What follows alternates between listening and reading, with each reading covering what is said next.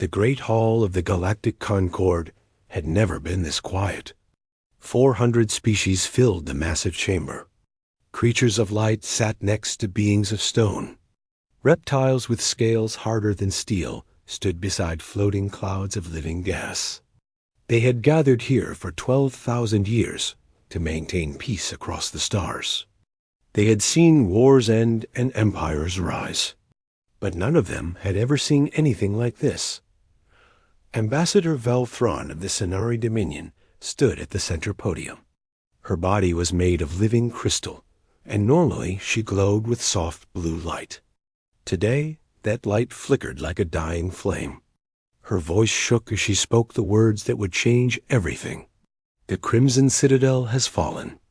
There are no survivors. There are no signals. Only silence. The chamber erupted into chaos. Representatives shouted in 100 different languages. Some screamed that it was impossible. Others demanded proof. A few simply sat frozen, unable to believe what they had heard. The Crimson Citadel was not just a fortress. It was the greatest military stronghold in 3 galaxies. The Kethvarani Empire had built it inside a dying red star. 10 billion immortal warriors lived within its walls. Their weapons could crack planets in half. Their shields were made from compressed dark matter, material so dense that nothing could break through. For 50,000 years, no enemy had ever breached those walls. The Kethvarani had conquered entire galaxies. They had crushed rebellions with a single thought. They were the most feared warriors the universe had ever known, and now they were gone. Hi! Commander Zorath of the Kethvarani delegation rose from his seat. He was 8 feet tall, covered in red armor that seemed to burn with inner fire. His voice boomed across the hall. This is a lie. The Citadel cannot fall. We are immortal. We are unbreakable. Velthrin turned to face him. Her crystal hands trembled as she activated a holographic display. The image showed what remained of the Crimson Citadel. The great fortress, once a monument to absolute power, was now nothing but scattered debris floating in the cold void of space. The dying star still burned, but everything around it had been reduced to dust. Our long-range sensors detected the destruction 3 cycles ago, Velthran said. We sent 17 probe ships to investigate. They found no life signs, no active technology, no bodies. The Citadel and everyone inside it simply ceased to exist. Zorath stared at the image. His burning eyes dimmed. For the first time in his 10,000 years of life, he felt something he had never experienced before. Fear. How? He whispered. What weapon could do this? We do not know, Velthrin replied. But we recovered one transmission from the debris field. Just 3 words, repeated over and over in an ancient language that our systems could barely translate. She played the recording. A cold mechanical voice filled the chamber. The words were simple, but they carried a weight that pressed down on every soul in the room. Earth remembers everything. The silence that followed was absolute. Then, slowly, a strange sound began to spread through the hall. It started with the oldest species, the ones who had lived for millions of years. They began to whisper among themselves. Their voices carried tones of recognition. And terror, High Inquisitor Korvax watched from his seat near the back of the chamber. He was a Velthri, a species of tall reptilian investigators known for solving the most impossible cases. His scales were deep green, and his yellow eyes missed nothing. He had served the Concord for 300 years. He had uncovered conspiracies that spanned star systems. He had brought down crime lords who thought themselves untouchable. He had never failed to find the truth. But as he watched the Elder races react to that single word, Earth, he felt a chill run down his spine. Earth. He knew the name, of course. Every species in the Concord knew about Earth. It was a small blue planet in a forgotten corner of the galaxy.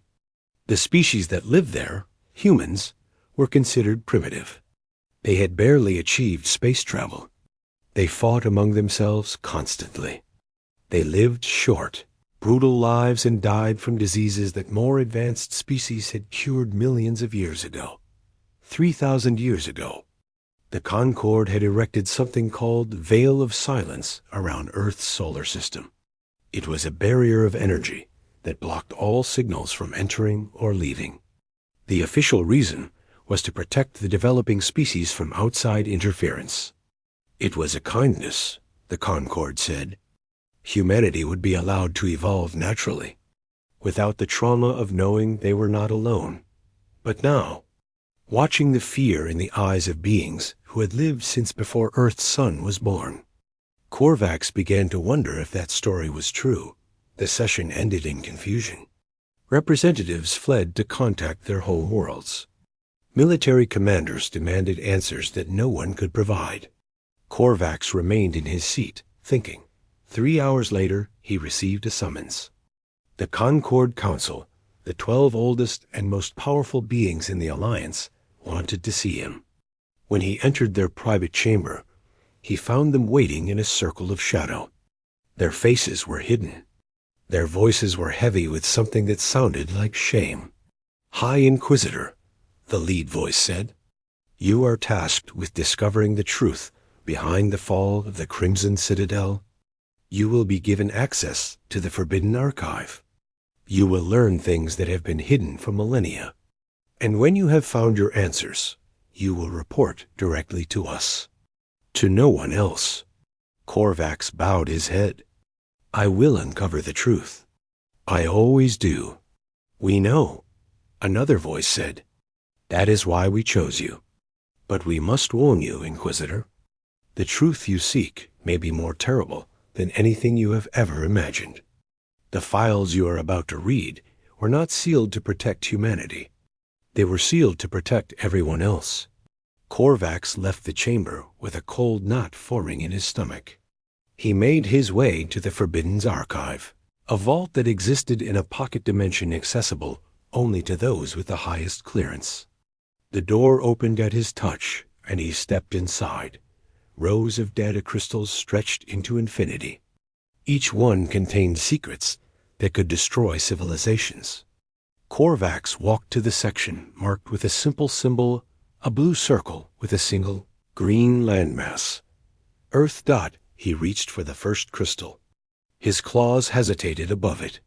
For a moment, he considered walking away. Some truths, he knew, could never be unlearned. Then he thought of the Crimson Citadel. 10 billion souls, gone in an instant. An immortal empire erased from existence. And 3 words echoing through the void. Earth remembers everything. Korvax grabbed the crystal and began to read. What he found in those first few files made his blood run cold. And he knew, with terrible certainty, that the galaxy was about to change forever. The data crystal glowed in Korvax's claws as ancient records poured into his mind. Each file was stamped with the highest classification level the Concord had ever created. Each one had been sealed away for thousands of years. And each one told a story of absolute horror. The first file was dated to what humans called the year 1908. The Kethvarani Empire, at the height of its power, had sent a harvesting fleet to Earth. They wanted slaves. Humans, with their strong bodies and stubborn minds, would make excellent workers in the Empire's mines. The mission was simple. Land in a remote area. Capture a few thousand specimens. Leave before anyone noticed. The Empire sent 50,000 of its finest warriors. Immortal soldiers who had conquered worlds without losing a single life. Their ships were equipped with weapons that could level mountains. Their armor could stop any projectile the primitive humans might throw at them. The mission lasted 6 hours. Korvax read the report 3 times, certain he was misunderstanding something. But the words remained the same. 50,000 Kethvarani warriors descended on a forest in a cold region humans called Siberia. 6 hours later, nothing remained but a massive explosion crater and scattered debris. Human casualties according to Kethvarani sensors. 0 confirmed. Kethvarani casualties. Total. Complete. Absolute. Not a single warrior survived. Not a single ship escaped. The Empire's sensors detected the explosion from orbit, but they could not explain what had happened. The official report classified the incident as a natural disaster, a meteor impact that coincidentally occurred at the exact moment and location of the invasion. But buried deep in the file, Korvax found a note from the mission commander's last transmission. Just before his signal died, he had screamed 4 words into his communicator. They were waiting for us. The humans had known. Somehow, impossibly, they had known the attack was coming. And they had responded with force that the Kethvarani could not explain or understand. That the Empire's response was immediate and absolute. They classified all information about Earth. They withdrew from that sector of space. And they told the rest of the galaxy that the small blue planet was of no interest to anyone. But the Kethvarani were not the only species to make this mistake. Korvax opened the second file. The Morvathi consciousness, a species of psychic beings who existed as a single connected mind, had attempted to dominate Earth in the year 1347. Their method was simple. They would reach out with their mental powers and slowly take control of every human on the planet. The process usually took a few months. No species had ever resisted them. The consciousness touched human minds for exactly 17 seconds. Followed was a psychic backlash so powerful that it shattered their connection across 1,000 worlds. Billions of Morvathi died instantly. Those who survived went completely mad. They attacked each other. They destroyed their own cities. The consciousness, once a perfect unified mind, broke into scattered fragments they could never rejoin. The humans, completely unaware of what had happened on a mental level, experienced what they called the Black Death. Their bodies had rejected the psychic invasion so violently that it manifested as a physical plague. Millions died. But in dying, they had destroyed an enemy they never knew existed. The Morvathi. Survivors classified the incident and fled to the far edges of the galaxy. They never spoke of Earth again. The third file made Korvax's scales stand on end.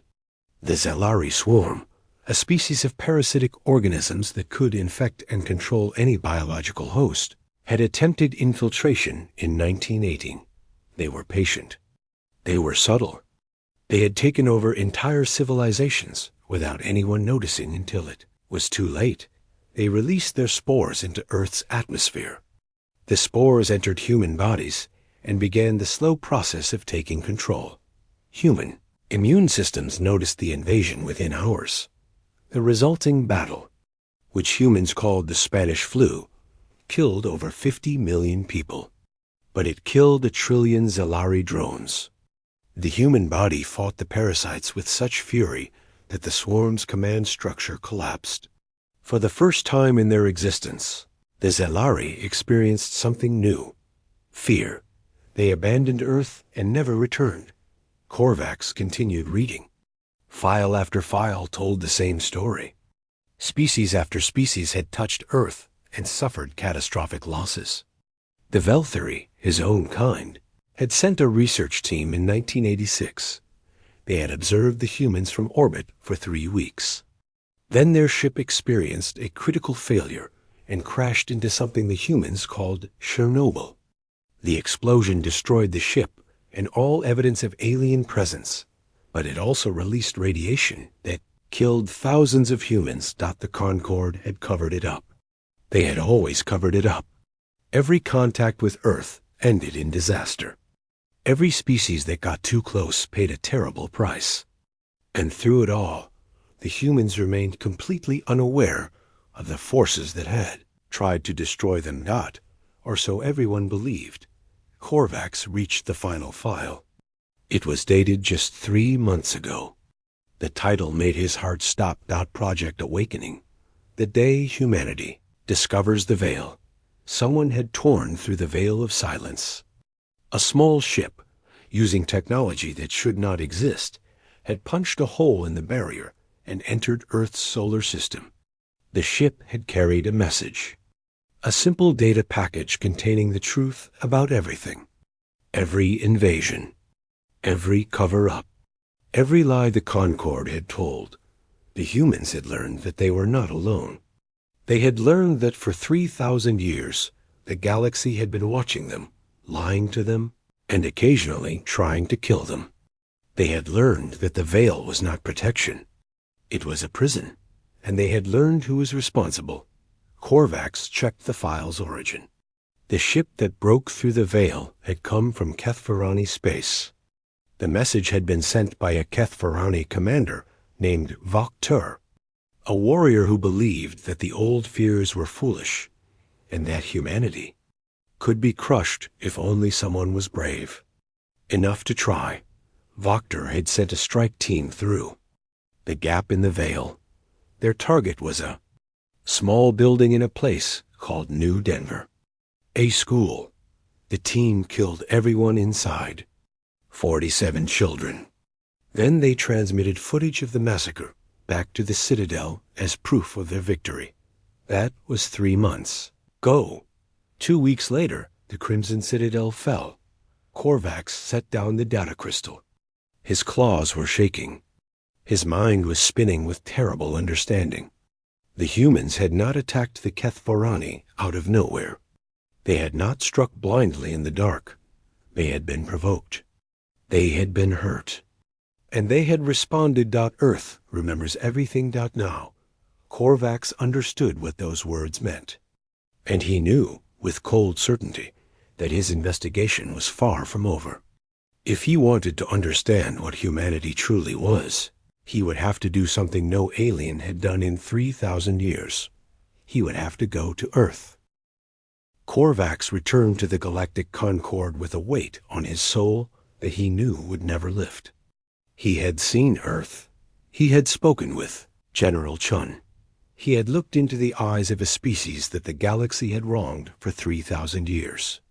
And now he had to deliver his report. The assembly hall was packed beyond capacity. Every species had sent their highest representatives. Military commanders filled the observation decks. This was not just a meeting. It was a moment that would determine the future of civilization itself. Korvax stood at the central podium and told them everything. He told them about the archives, about Tunguska and the Black Death and the Spanish flu, about every invasion disguised as a natural disaster, about every crime the Concorde had committed and covered up, about the veil of silence and the lies they had told themselves for 3,000 years. When he finished, the hall was silent. No one shouted. No one argued. They simply sat in their seats, staring at nothing, as the weight of their collective guilt pressed down upon them. Then High Commander Zorth of the Kethverani rose from his seat. His red armor no longer burned with inner fire. His voice, once booming with pride, was hollow and broken. "We sent the strike team," he said. Commander Voktur acted on his own authority, but we did not stop him. We knew about the children. We celebrated their deaths. We thought. His voice cracked. We thought we were teaching them fear. He looked around the hall at the hundreds of species watching him. We were fools. And now our empire is ashes. The Morvathi delegate, a shimmering cloud of psychic energy, spoke next. We touched their minds in 1347. We tried to dominate them. The backlash nearly destroyed us. We have spent 3,000 years hiding from the memory of that day. We told ourselves they were the monsters. But we attacked first. We always attacked first. One by one, representatives from dozens of species stood and confessed. The Zalari admitted to their failed infiltration. The Velthari acknowledged their crashed ship and the disaster it caused. Species that had probed Earth experimented on humans, or simply watched and done nothing. All of them spoke. The chamber filled with voices heavy with shame, but not everyone felt guilt. The Draconer supremacy, a militaristic species known for their belief in strength above all else, rose to challenge the mood. "This is foolishness," their High Marshal growled. "We waste time with confession and regret. The humans are a threat. They destroyed the Crimson Citadel in days. If we do not strike first, they will destroy us all. I say we gather every fleet in the Concord and burn that planet to dust before they can reach us." A murmur of agreement rippled through part of the assembly. Fear was a powerful motivator, and the fear in that room was very real. And a new voice spoke. It was quiet, but it carried through the chamber like a whisper of wind that somehow reached every ear. "You do not understand what they are." Everyone turned. In the highest seat of the assembly, a being of pure light slowly rose. The Witness, the oldest living creature in the known universe. It had been present when the first stars were born. It had watched civilizations rise and fall for billions of years. It had not spoken in the assembly for 10,000 years until now. "I have seen this before," the Witness said. "Not with humans, but with others.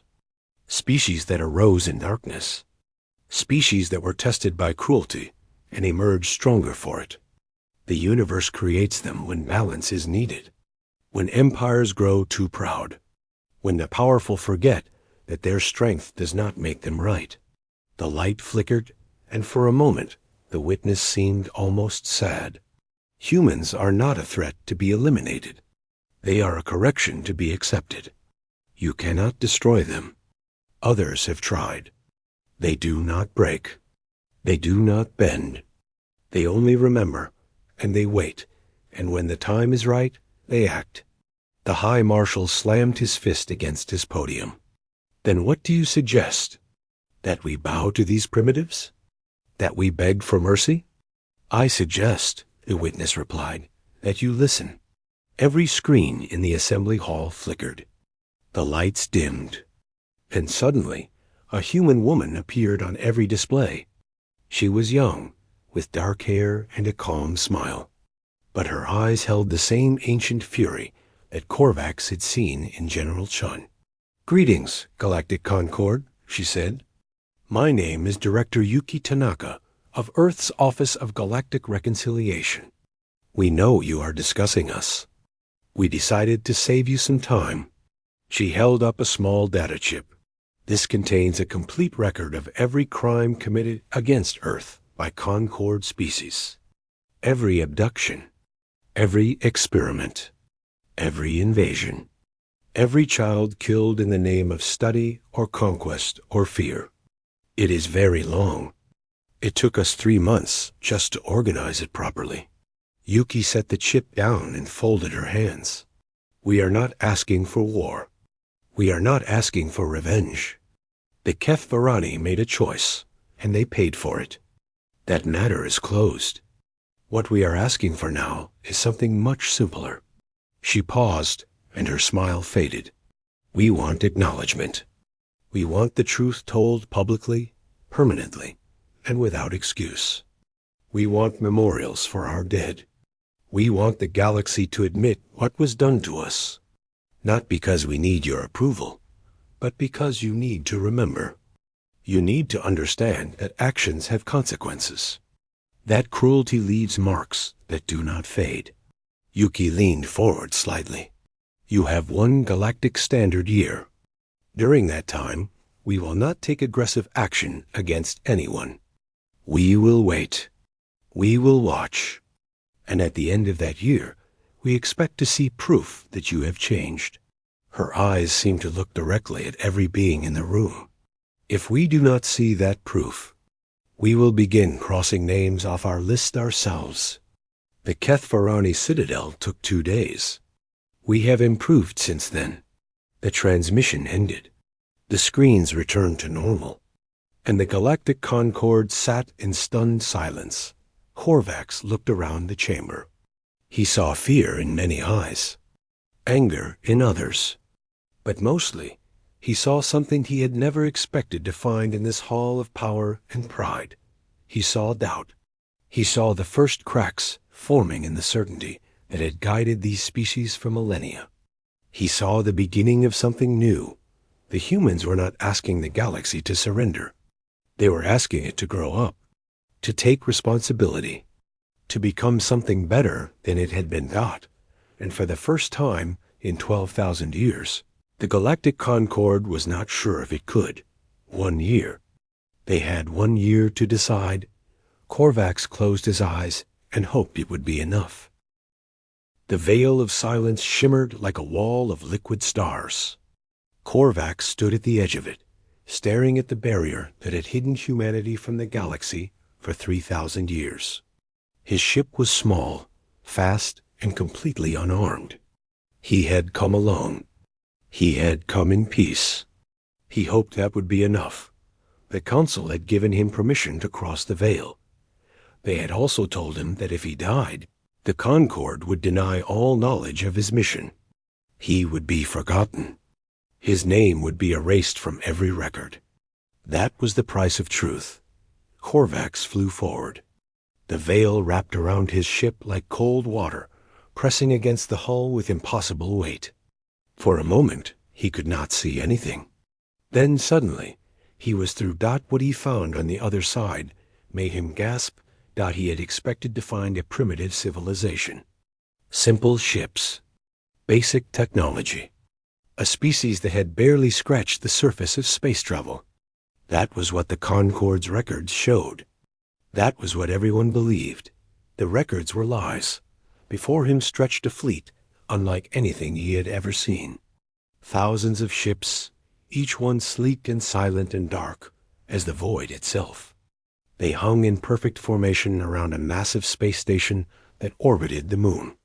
Weapons that Korvax could not identify pointed at his small vessel. Sensors swept across his hull, reading every system, every wire, every molecule of his body. A voice crackled through his communicator. It was calm. It was cold. And it spoke perfect Velthari. Unknown vessel, you have entered restricted space. Identify yourself or be destroyed. You have 10 seconds. Korvax's claws trembled over the controls. I am High Inquisitor Korvax of the Galactic Concord. I come in peace. I seek to understand what happened to the Crimson Citadel. A long pause followed. Then the voice returned, slightly warmer, but still sharp as a blade. The Concord. After 3,000 years, you finally decided to visit. How nice. Proceed to Docking Bay 7. General Chun will meet you. Do not deviate from the marked path.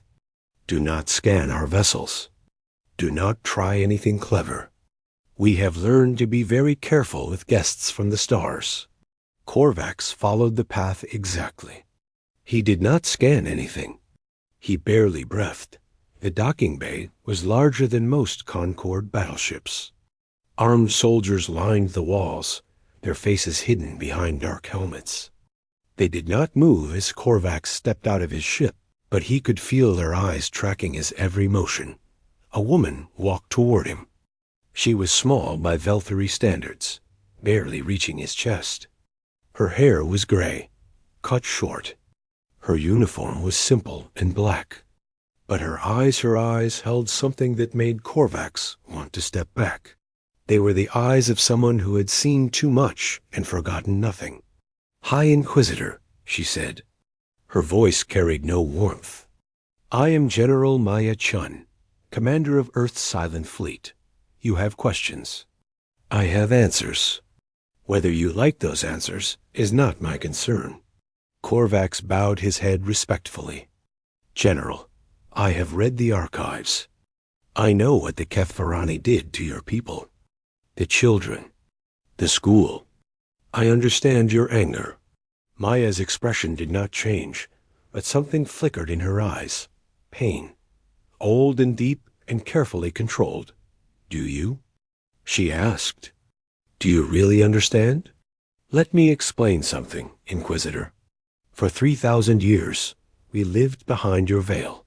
We did not know why we were alone. We searched the stars and found nothing.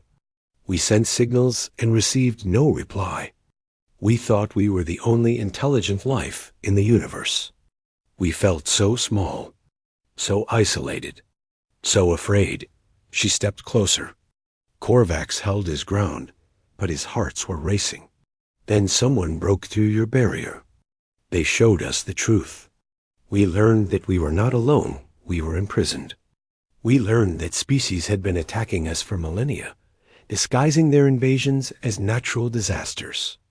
We learned that the galaxy had decided we were too dangerous to exist freely, so they locked us away like animals in a cage. Her voice dropped to a whisper. And then, just when we were trying to process all of this, a Kethvarani strike team murdered 47 children.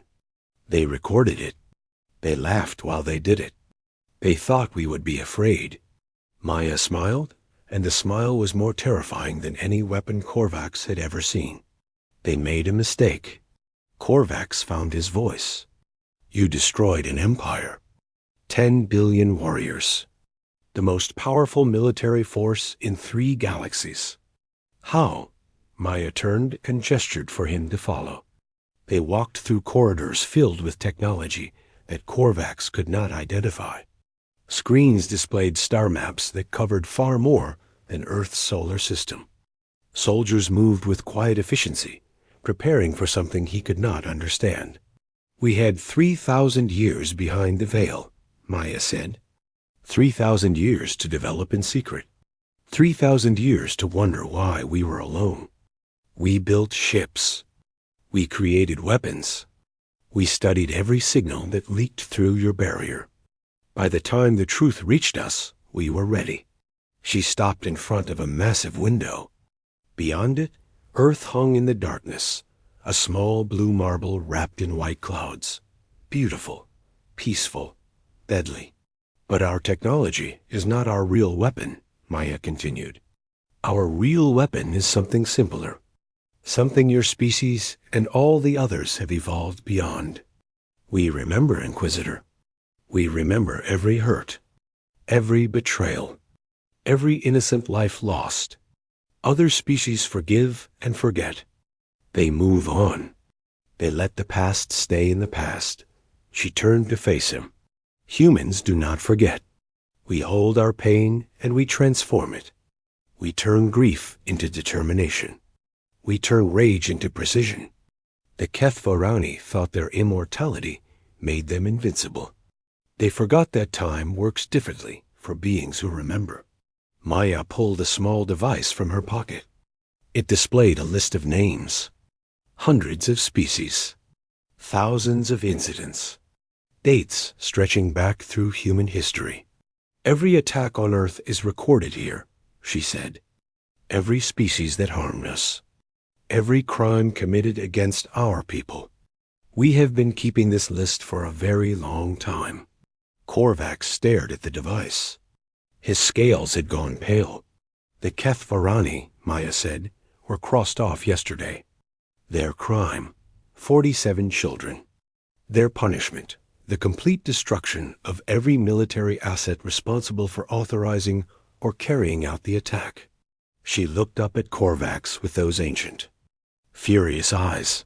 Would you like to see who is next? Korvax could not answer. He could only stare at the list and wonder how many of those names belonged to species who thought they were safe. How many had forgotten what they had done to Earth? How many were about to remember Earth remembers everything and now, so would the galaxy.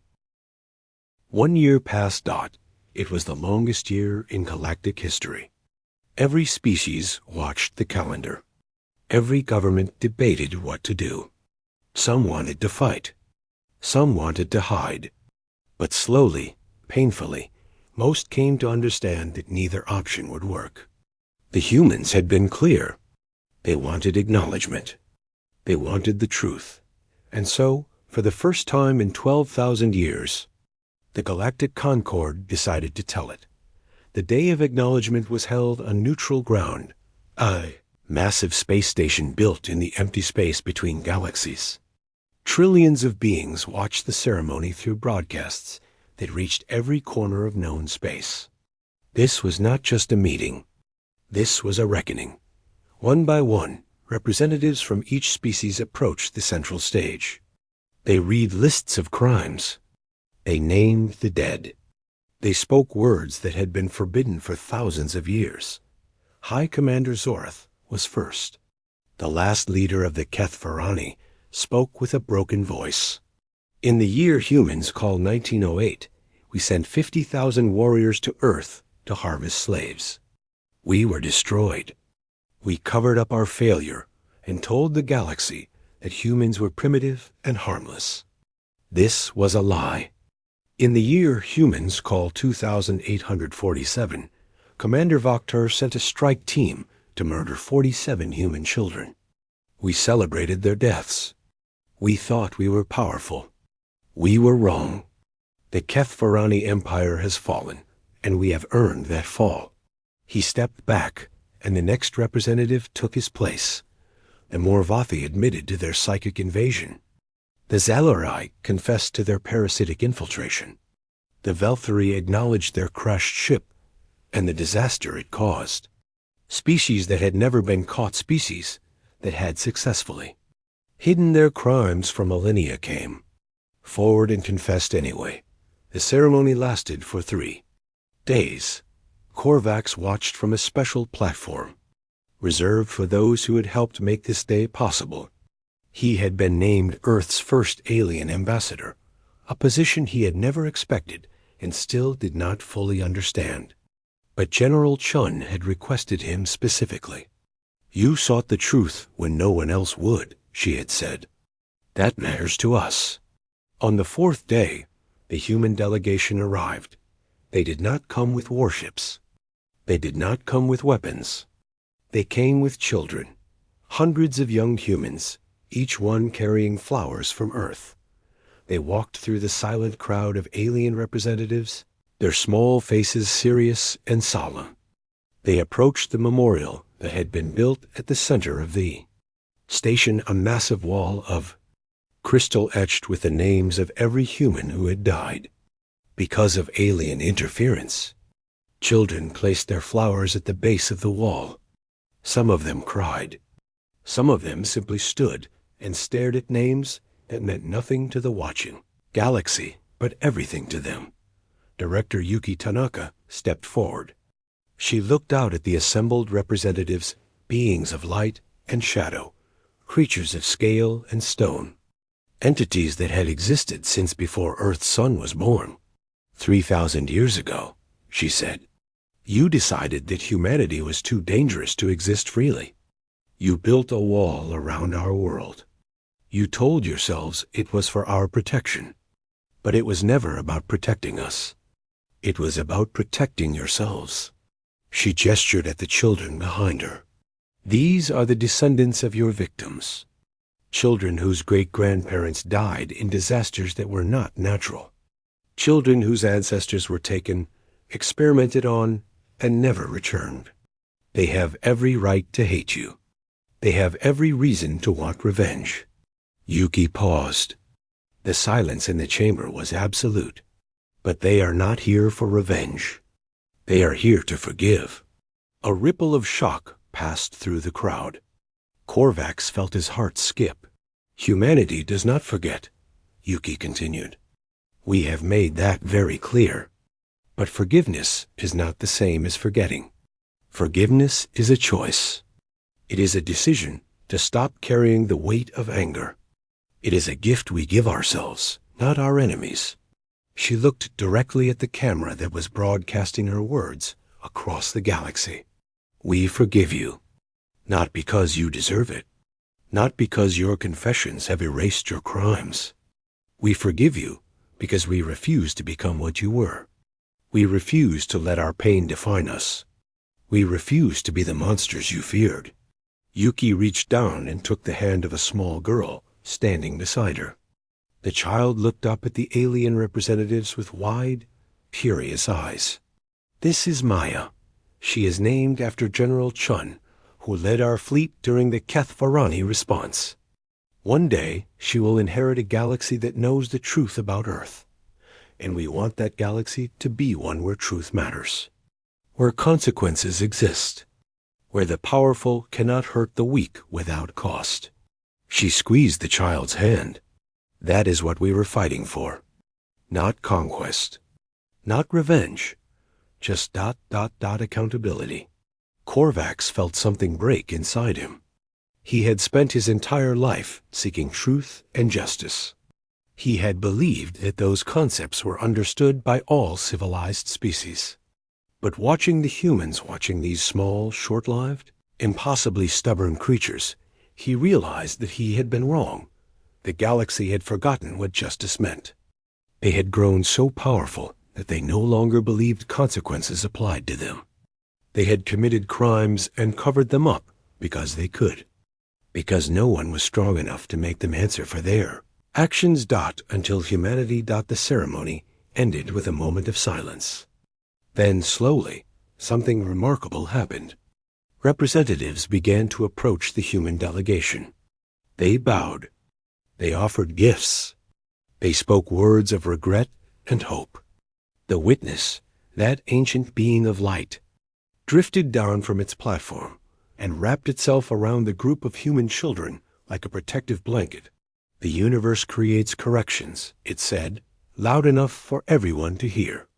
But the universe also allows healing. Today, healing has begun. General Chun found Korvax in the crowd after the ceremony. She looked tired, but her eyes were calm. The fury he had seen on Earth had faded into something softer. You could have destroyed us all, Korvax said quietly. You had the power. You had the justification. Chun nodded slowly. Yes, we could have. For a while, we wanted to. The anger was overwhelming. What changed? She looked at the memorial, at the flowers left by the children, at the names carved in crystal. We remembered who we are, she said. Not what was done to us. Not what we could do in return, but who we choose to be. Humans are not executioners, Inquisitor. We are teachers. The lesson was never death. The lesson was consequence. She placed her hand on his arm, a gesture of connection that crossed the vast gulf between their species. Earth remembers everything, she said. But today, we are choosing to remember something new. Not just the pain. Not just the betrayal, but this moment, this choice, this chance to build something better. Korvax looked at the galaxy's representatives mingling with human children. He saw enemies becoming allies. He saw wounds beginning to heal. He saw the first steps of a new era.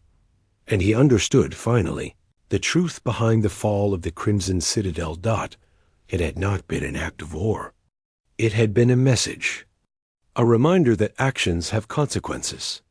A warning that even the mightiest can fall. But it had also been an invitation.